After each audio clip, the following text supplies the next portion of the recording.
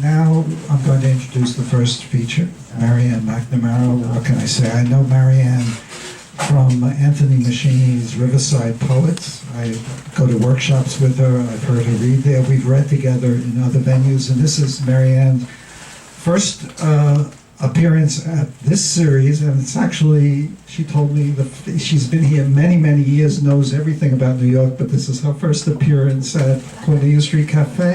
She didn't know about Cornelia Street Cafe. So I'm very honored that she's going to make her first appearance here and found out about this place. Okay, now let me just introduce her. Marianne McNamara. Poetry crept into Marianne's life 20 years ago when she read a notice about a poetry workshop in her neighborhood. Naturally, she ran home and wrote a poem. Then traipsed to the workshop and was bedazzled by the poetry she was hearing. These people weren't kidding. From then on, neither was she. Marianne fell in love with poetry and with poets. The honesty of their work was thrilling. No subject was taboo, no form unexamined. Pantoum, villanelle, new words once to her poetic vocabulary, but old friends now and forever. I'm very honored that Marianne is joining us today. Can you hear me? Okay. Yes. A little closer. Okay, and better? Yes. Now, it's true, I did start writing poetry at that time. What was I, 24? Yes. I think so, yes, of course. Okay. My first poem is a pantoum, and it's called Unfinished Business. Dora wants to tango just one more time in a chartreuse gown and silver-toned shoes with that dark-eyed boy from the Five and Dime, the one who called her his Bleecker Street muse in a chartreuse gown and silver-toned shoes. Dora dazzled the crowd and her young swain, the one who called her his Bleecker Street muse. Once upon a time, propelled by champagne, Dora dazzled the crowd and her young swain. She dreams of how they danced all through the night. Once upon a time, propelled by champagne. 60 years later, when she turns out her light, she dreams of how they danced all through the night, dipping and gliding till just before dawn. 60 years later, when she turns out her light, Dora remembers her dime store Don Juan, dipping and gliding till just before dawn. She was the queen of the Cafe Savoy. Dora remembers her dime store Don Juan, whose name was, what? Freddie? Billy? Roy. She was the queen of the Cafe Savoy, with that dark-eyed boy from the Five and Dime, whose name was, Freddie? Billy? Roy. Dora wants to tango just one more time.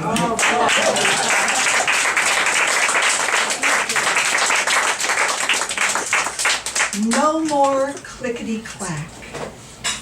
She places them lovingly, one by one, in the shopping bags near the door, ready for their journey to 79th Street, where Goodwill dispenses second chances.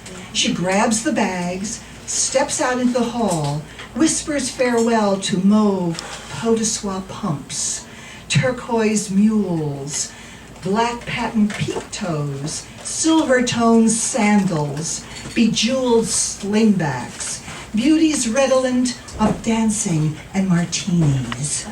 She waits for the elevator, looks down. There are no memories in sensible shoes.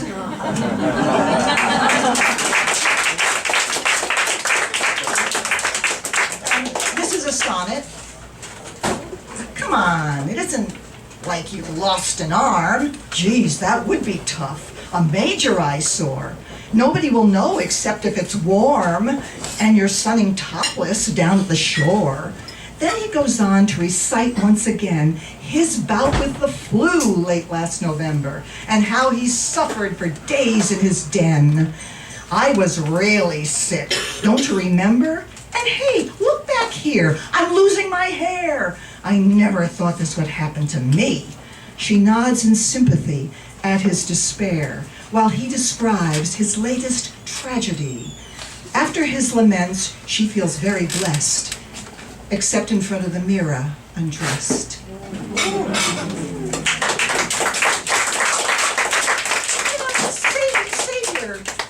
Save it till the end. You're gonna be worn out. You're all so cute, I love you. Don't get worn out. Okay. This is another pantoum called Breaking News. But I haven't lived yet, is what she said. That morning she called me in early June. How can I visit Tibet if I'm dead? And I never learned how to play Clair de Lune. That morning she called me in early June. Her voice was so fractured when she revealed she never learned to play Clair de Lune. Well, so what, she laughed, her terror concealed.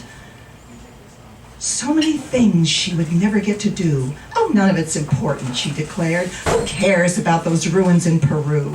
Think of all the damn packing I'll be spared. Oh, none of it's important, she declared. Forget Tibet, Peru, trips to the shore. Think of all the damn packing I'll be spared. And I hate Clair de Lune. Learn it, what for? Forget Tibet, Peru, trips to the shore. How can I visit Tibet if I'm dead? And I hate Clair de Lune. Learn it? What for? But I haven't lived yet, is what she said.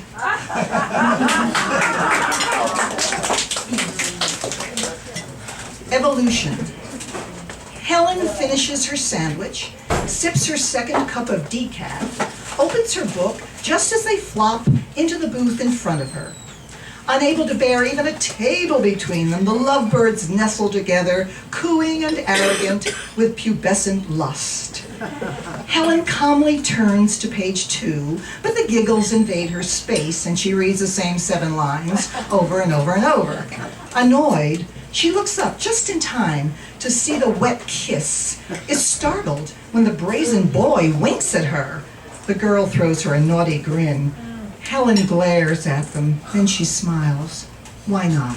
She knows something they don't. Everyone eats alone someday.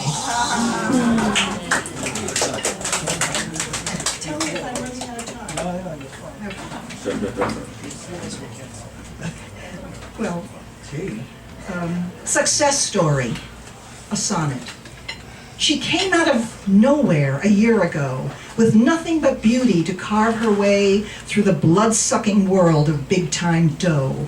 Besieged by the media night and day, she tried to live up to the insane hype, which had nothing to do with the real her.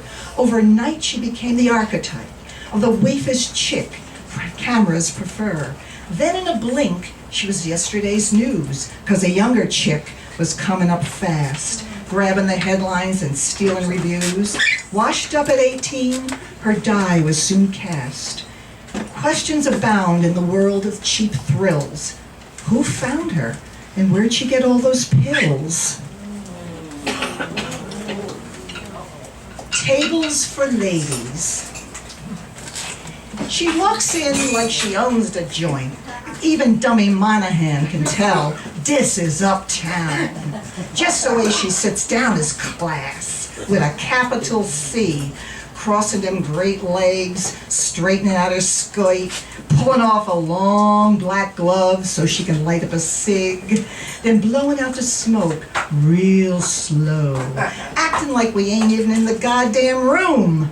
Kelly strolls over to the table, all hoity-toity like it was the friggin' Ritz or something. Says, "How'd you do, ma'am?" Then, "What'll it be, ma'am?" She says, "Bombay martini, very dry." I'm thinking, just like in the movies. Then she says in a whiskey voice, "And make it a double." Ah, hell. In the end, she's just like the rest of us bums. She needs a drink bad.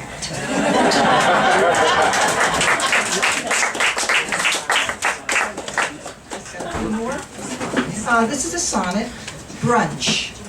That's ridiculous. It's not what you think. I slipped in the bathroom and hit the sink. This bruise on my arm?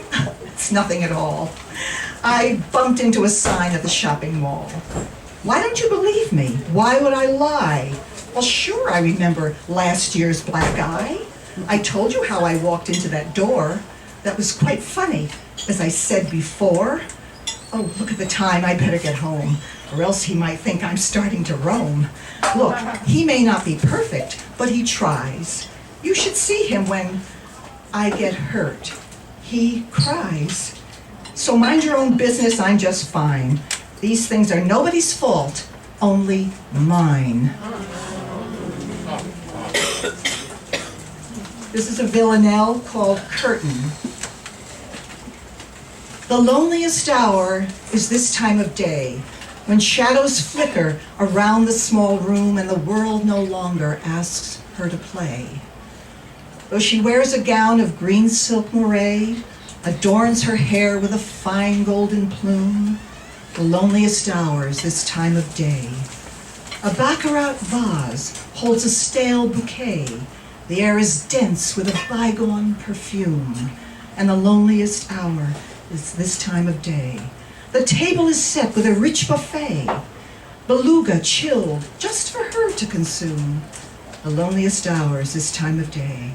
Shrieks of laughter from the corner cafe breach the windows of her second-floor womb, and the world no longer asks her to play. She lays 40 pills on a silver tray, washes them down with a wine from Khartoum.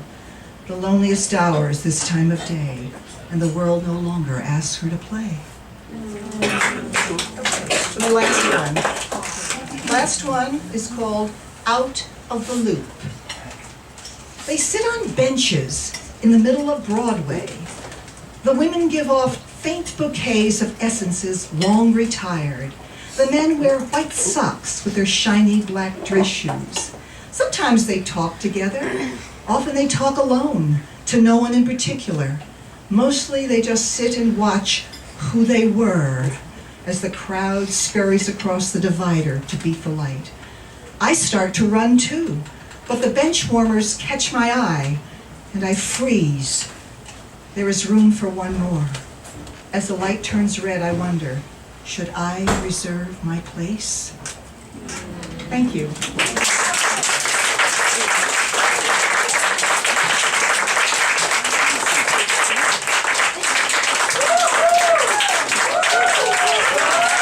Thank you so much. Yeah, let's hear a warm applause for Marianne McNamara, her first appearance here at the Street Cafe, and certainly not her last. Thank you so much. Beautiful, beautiful, Marianne.